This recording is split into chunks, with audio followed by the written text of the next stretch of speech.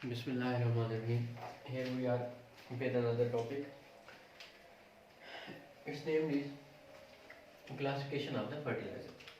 हमने last lecture के अंदर डिस्कस किया था कि प्लांट्स को तीन तरह के जो न्यूट्रिएंट्स हैं वो ज़्यादा अमाउंट में चाहिए होते हैं और उनके नाम हमारे पास NPK थे, नाइट्रोजन, फास्फोरस एंड पोटाशियम। उन्हीं की बेस पे हमने फर्टिलाइज़र की क्लासिफिकेशन की है।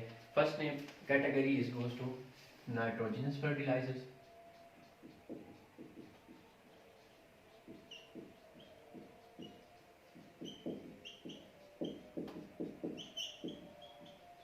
Second category is of phosphatic fertilizer.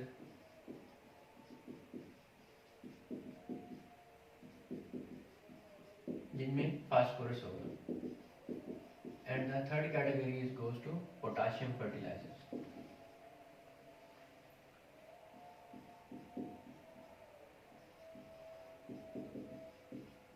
आज हमारा जो ज़्यादातर फोकस रहेगा वो हमारे पास है नाइट्रोजनस फर्टिलाइजर। सो नाइट्रोजनस फर्टिलाइजर्स क्या होते हैं, इनके बारे में हमने बात करनी है। नाइट्रोजनस फर्टिलाइजर वो वाले फर्टिलाइजर्स जो प्लांट को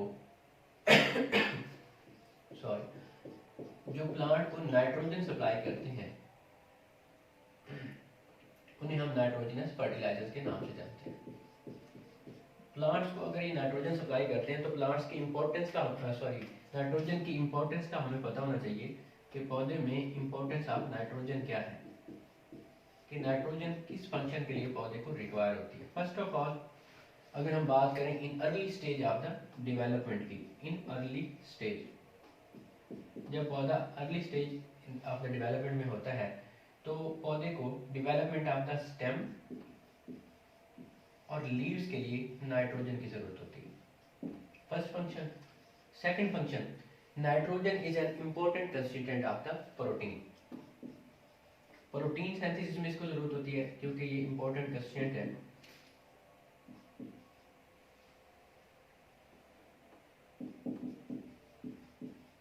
प्रोटीन का। इसके अलावा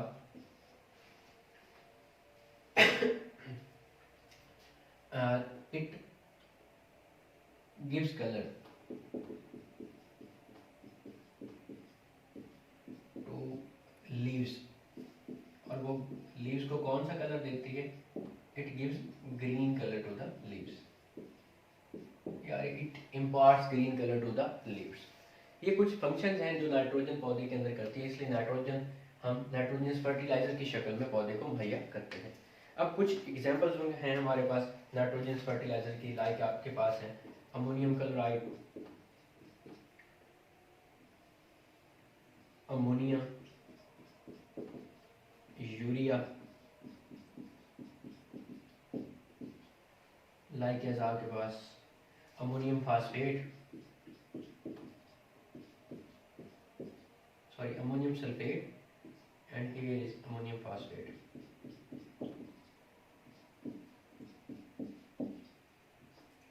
लाइक एज आपके पास अमोनियम नाइट्रेट हो गया। ये कुछ एग्जांपल्स हैं हमारे पास, काफी सारी बुक में मेंशन हैं। ये कुछ फर्टिलाइजर्स हैं जो पौधे को नाइट्रोजन सप्लाई करने के लिए दी जा सकते हैं। Now let's move on towards the first category, ammonia fertiliser. Ammonia ammonia पौधे के लिए बहुत जरूरी है क्योंकि ये नाइट्रोजन देती है। इसकी कुछ इंपॉर्टेंट पॉइंट्स हैं हमारे पास। First of all, ammonia fertiliser contains near about 82% content of the nitrogen. अगर पौधे को नाइट्रोजन चाहिए तो इसमें 82% तक नाइट्रोजन होती है जो पौधे को मिल सकती है। दूसरा, इसका इंपॉर्टेंट पॉइंट ये है, ये सिर्फ इकलौती आपके पास फर्टिलाइजर है जो पौधे को हम लोग लिक्विड फॉर्म में मुहैया करते हैं। बाकी सारी की सारी फर्टिलाइजर पौधे को हम सॉलिड स्टेट में मुहैया करेंगे, सप्लाई करेंगे। इसके अलावा अगर हम इसको लिक्विड फॉर्म में देते हैं पौधे को, क्यों देते हैं लिक्विड फॉर्म में, क्योंकि ये आपके पास काफ़ी वोलेटाइल होती है, इसलिए ये है जो अगर हम गैसेस फॉर्म में देंगे तो ये पौधा ऑब्जॉर्व नहीं कर पाएगा, ये वहाँ से उड़ सकती है। अगर स्प्रे वगैरह करते हैं तो फिर भी ये वोलेटाइल है, वहाँ से उड़ सकती है। तो हम क्या करते हैं, हम इसको इंजेक्ट करते हैं पौधे की सॉइल के अंदर नियर अबाउट 6 to 8 इंचेस तक। ये इसका इंपॉर्टेंट पॉइंट है एमसीक्यू के लिहाज से। दूसरा एक पॉइंट आपकी बुक में मेंशन होगा, there about all nitrogenous fertiliser, we are talking about nitrogenous fertilisers, all nitrogenous fertilisers जो है वो सॉइल को क्या कर देती हैं, एसिडिक कर देती हैं, जमीन को एसिडिक कर देती हैं, एक्सेप्ट सिवाय these three all nitrogenous fertiliser. हम सारी फर्टिलाइजर की बात नहीं कर रहे, सिर्फ और सिर्फ नाइट्रोजनस फर्टिलाइजर जो है तमाम की तमाम सॉइल को एसिडिक कर देती है सिवाय तीन के, और वो तीन कौन सी आपके पास, these are three, potassium nitrate, sodium nitrate, and I think the third one is calcium nitrate.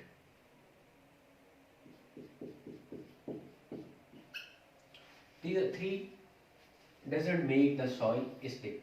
अगर सॉइल आपके पास एसिडिक हो जाती है, मतलब इन तीन के सिवा कोई आप फर्टिलाइजर डालते हैं और सॉइल एसिडिक हो जाती है, फिर व्हाट टू डू, फिर आप लोग क्या करेंगे, then we will add lime, हम उस सॉइल की लाइमिंग करेंगे। लाइम क्या है, कैल्शियम ऑक्साइड, हम उसमें ऐड करेंगे, ये पानी के साथ मिलकर क्या बना लेगा, कैल्शियम हाइड्रोक्साइड। आपको पता है calcium hydroxide basic in nature होता है, ये चीज़ आपने बेसिक ऐड कर दी, जो सॉइल थी वो क्या थी, एसिडिक, ये एक दूसरे के असर को न्यूट्रल कर देंगे और हमारी सॉइल क्या हो जाएगी, न्यूट्रल हो जाएगी। ये कुछ इंपॉर्टेंट पॉइंट्स हमारे पास अमोनिया के अबाउट हो गए। Next let's move on towards the urea.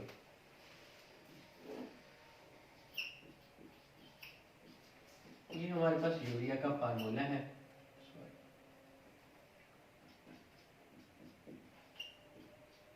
ये कार्बोनाइल ग्रुप, ऑक्सीजन ऊपर होना चाहिए, और ये अमाइन, ये यूरिया हमारे पास। यूरिया जो है इंपॉर्टेंट फर्टिलाइजर है, ये भी प्लांट को नाइट्रोजन मुहैया करती है, सप्लाई करती है। इसके अंदर जो नाइट्रोजन का कंटेंट होता है वो नियर अबाउट 46% होता है, और पाकिस्तान के अंदर ये बहुत ज़्यादा इस्तेमाल होने वाली नाइट्रोजनस फर्टिलाइजर है।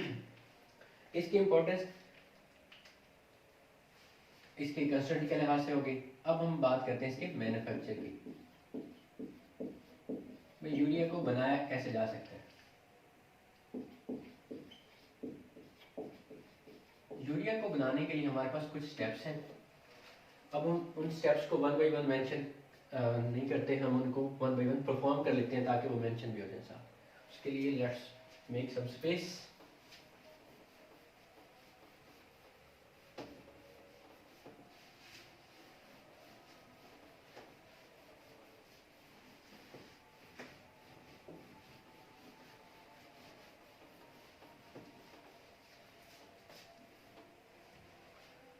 सबसे पहले मैन्युफैक्चर ऑफ यूरिया में आप लोग ने जो पहला स्टेप करना है,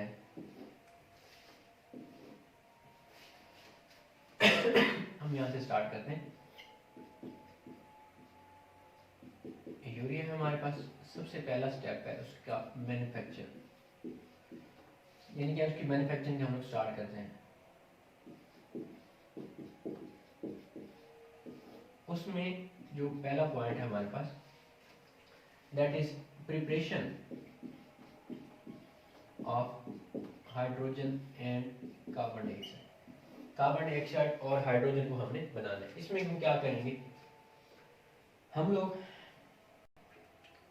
इन्वायरमेंट के अंदर से, एटमॉस्फेयर के अंदर से हम नेचुरल गैस को यूज करेंगे। नेचुरल गैस में नियर अबाउट 83% मीथेन होती है। मीथेन का रिएक्शन हम करवाएंगे वाटर वेपर्स के साथ, या स्टीम आप कह लें, उसके साथ रिएक्शन करवाएंगे।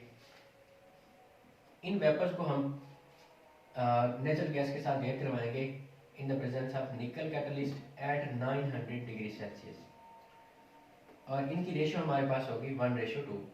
तो हमारे पास बनेगा कार्बन डाइऑक्साइड गैस और साथ में हाइड्रोजन गैस बन जाएगी। इसके अगर हम 1:2 रखते हैं, ये 1 और ये रेशियो 2, तो यहाँ पे 4 हाइड्रोजन जी और 4 हाइड्रोजन जी, जो दोनों मिलकर आपके पास 8 हाइड्रोजन बनेंगे, दैट विल 4, ये गैसियस फॉर्म होगा। इस तरह हमने कार्बन डाइऑक्साइड और हाइड्रोजन की फॉर्मेशन की फर्स्ट स्टेप के अंदर। सेकंड स्टेप में हमने क्या करना है, प्रिपरेशन ऑफ अमोनिया गैस की प्रिपरेशन करनी by using Haber process. Haber process से आप अच्छी तरह वाकिफ हैं। हम लोग क्या करेंगे, हम यहाँ से जो हाइड्रोजन प्रिपेयर हुई है ये लेंगे और इन्वायरमेंट के अंदर से नाइट्रोजन लेंगे। नाइट्रोजन फ्री स्टेट में मौजूद होती है, 78% हमारे एटमॉस्फेयर का पार्ट है। इन दोनों गैसेस को हम रिएक्ट करवाएंगे।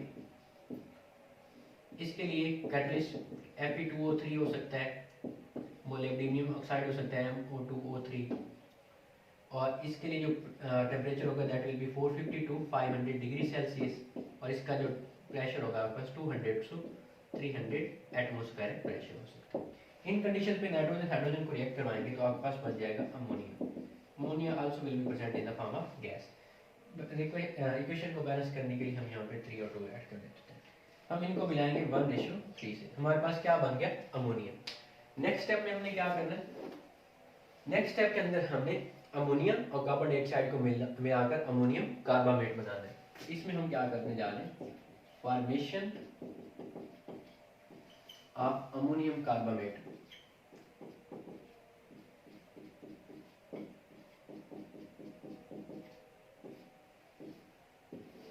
हमने क्या करना है, अमोनिया गैस और मिलाना है कार्बन डाइऑक्साइड को, कार्बन डाइऑक्साइड एंड अमोनिया।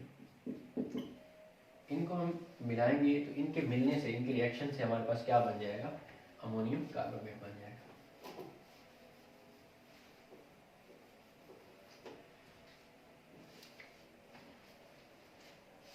ये आपके पास अमोनियम कार्बामेट हो गया। अमोनियम कार्बामेट एक अनस्टेबल जो है ना कंपाउंड है। अच्छा, इनकी रेशियो क्या होगी हमारे पास, इनकी रेशियो होगी आपके पास 1:2, यानी कि इसके आप 2 मोल यूज करेंगे। 6 hydrogen 6 hydrogen 2 nitrogen 2 nitrogen 2 oxygen 2 oxygen and 1 carbon. ये अमोनियम कार्बामेट बन गया। अमोनियम कार्बामेट जो है नेक्स्ट स्टेप के अंदर हमें क्या करना है, formation of the urea. Urea की सिंथेसिस हमने करनी है। अमोनियम कार्बामेट एक अनस्टेबल कंपाउंड है, इसकी हम सिंपल वे में डिहाइड्रेशन या आप कंडेंसेशन करवाएंगे।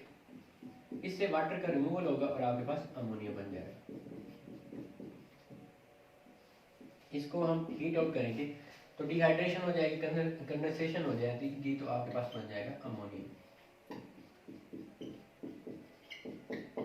ये कंपाउंड आपके पास अमोनिया बन गया। यहाँ पे वाटर का एक मॉलिक्यूल रिलीज। नाउ यहाँ तक हमारे पास जो यूरिया हमें ऑब्टेन हुआ है ये हमारे पास होगा सॉल्यूशन की फॉर्म में। हम क्या करवाएंगे नेक्स्ट, इसके 2 स्टेप डिहाइड्रेशन करवाएंगे।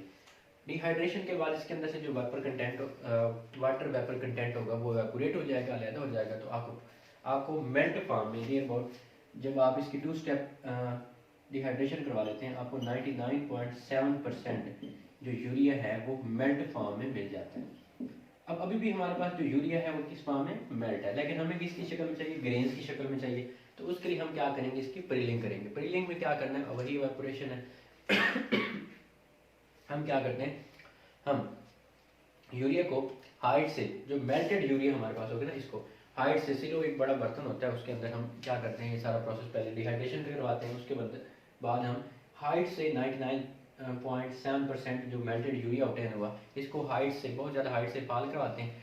और जब उसके ड्रॉप जो है नीचे गिरते हैं, नीचे से हम एयर पास करवाते हैं अपोजिट वे में, तो वो एयर, ड्राई एयर जो होती है वो उन ड्रॉप से टकरा कर उनके प्रिल बना लेती है। इस तरह प्रिलिंग ऑफ यूरिया हो जाती है, हमारे पास उसके प्रिल्स ऑब्टेन हो जाते हैं। तो लास्ट स्टेप हमारे पास क्या होगा, प्रिलिंग। प्रिलिंग में हमने क्या किया, सिंपल वे में हमने यूरिया के प्रिल्स बनाए, और उस जो प्रिल है, दाने बनने के बाद हम उनको स्टोर कर लेते हैं। लास्ट स्टेप हमारे पास हो गया स्टोरेज, और स्टोरेज के बाद उसको आगे जाके इस्तेमाल किया जा सकता है।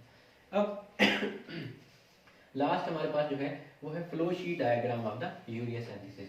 जब आप यूरिया को बनाते हैं तो उसके लिए फ्लो शीट डायग्राम किस तरह से होगी, मतलब जो आपने प्रोसेस करवाया है उसी को आपने सिंप्लीफाई करना है, एक ही जगह पे आपने उसको सम अप करना है। फर्स्ट ऑफ ऑल आपके पास थी कार्बन डाइऑक्साइड गैस जो आपकी बुक में मेंशन है, और अमोनिया गैस। इन दोनों को आपने आपस में क्या किया, कंप्रेस किया। इन दोनों को कंप्रेस करने के बाद आपके पास जिस चीज़ की फॉर्मेशन हुई वो आपके पास था अमोनियम कार्बामेट। आपके पास बन गया ammonium carbamate. Ammonium carbamate unstable था, इसकी हमने क्या करवाई, डिकम्पोजिशन करवाई। अमोनियम कार्बोनेट की क्या होगी, डिकम्पोजिशन। अमोनियम कार्बोनेट की डिकम्पोजिशन के बाद आपको क्या चीज मिली, यूरिया। यूरिया सिंथेसिस होगी। यूरिया जो आपको मिला वो मिला था आपको सॉल्यूशन फॉर्म में। आपने क्या करवाया उसकी 2 स्टेप डिहाइड्रेशन, या जिसे आप कंडेंसेशन कह रहे हैं, 2 स्टेप डिहाइड्रेशन होगी। इसके बाद जो यूरिया आपको मेल्टेड यूरिया ऑब्टेन हुआ, आपने उसकी क्या की, प्रीलिंग की। प्रीलिंग के बाद आपको जो यूरिया ऑब्टेन हुआ उसे आप क्या कह रहे थे, प्रील्ड यूरिया। प्रील्ड यूरिया जो दाने उसके बन गए, उसको आपने फिर क्या कर लिया, स्टोरेज उसकी कर ली या पैकेज कर ली। स्टोरेज के बाद उसको आगे जाके इस्तेमाल किया जा सकता है। So that is the flow sheet diagram जो आपने मैन्युफैक्चर ऑफ यूरिया में सारा काम किया। तो अब अगर यहाँ से क्वेश्चन आ जाए, हमारे पास अभी एक नाइट्रोजनस फर्टिलाइजर रहती है, that is ammonium nitrate, I think so, जी अमोनियम नाइट्रेट, उसको हम नेक्स्ट टाइम डिस्कस करते हैं। अगर इन दोनों में से पूछ लिया जाए, एक था अमोनिया हमने जो डिस्कस की पहले, और दूसरी हमारे पास है यूरिया। इन दोनों में नाइट्रोजन का जो इंपॉर्टेंट एमसीक्यू आ सकती है वो ये है कि नाइट्रोजन का कंस्टिट्यूएंट कितना होता है। तो अमोनिया के अंदर तो हमने पढ़ा कि 82% तक होता है, और जो यूरिया इसके अंदर 46% तक होता है। In some books it is mention 46.6%। Second year की बुक में 46 है, 10th की बुक में आपके पास 46.6% होगा। तो एज पर बुक आप लोग उसको मेमोराइज करेंगे। तो यूरिया के अंदर नाइट्रोजन का कंटेंट कम होता है और अमोनिया के अंदर नाइट्रोजन का कंटेंट ज़्यादा होता है पौधे के लिए, लेकिन हम यूरिया को ज़्यादा इस्तेमाल करते हैं, अमोनिया फर्टिलाइज़र को कम इस्तेमाल करते हैं। उसकी कुछ रीज़न है। उसकी रीज़न ये है, अमोनिया जो फर्टिलाइज़र है उसको हमें इस्तेमाल करना पड़ता है लिक्विड फॉर्म में। लिक्विड फॉर्म में एक फर्टिलाइज़र को इस्तेमाल करना कदरे मुश्किल हो जाता है, और उसको सप्लाई करने के लिए प्लांट के लिए अमोनिया को लिक्विड फॉर्म में हमें क्या करना पड़ता है, उसके ऊपर स्प्रे करें, वो वोलेटाइल उड़ जाएगा, गैस की शक्ल में भी उड़ जाएगा। और अगर हम उसको इंजेक्ट करते हैं पौधे की सॉइल के अंदर, तो वो एक काफ़ी मुश्किल काम होता है। जब हल चला जाते हैं तब हलों के ज़रिए उसको इंजेक्ट किया जाता है। लेकिन हमारे पास जो अमोनिया है ये ग्रेन्स की शक्ल में, प्रिल्स की शक्ल में होती है। तो इसको आप लोग जो है छिड़काव कर सकते हैं इसके ऊपर, अपनी सॉइल के ऊपर, अपने पौधे के ऊपर। तो ये इजीली अवेलेबल होते हैं प्लांट के लिए, और इसमें इम्प्योरिटी वगैरह मिलने का भी खर्चा कम होता है। इसलिए हम ज़्यादातर नाइट्रोजन को इस्तेमाल करते हैं, अमोनिया का इस्तेमाल कम होता है। So that was all about the nitrogenous fertiliser. इसमें हमने 2 फर्टिलाइजर डिस्कस की, एक अमोनिया और दूसरा यूरिया। नेक्स्ट टाइम इंशाल्लाह हम लोग डिस्कस करेंगे अमोनियम नाइट्रेट और with some other topic. Till then अल्लाह हाफिज़, थैंक यू सो मच।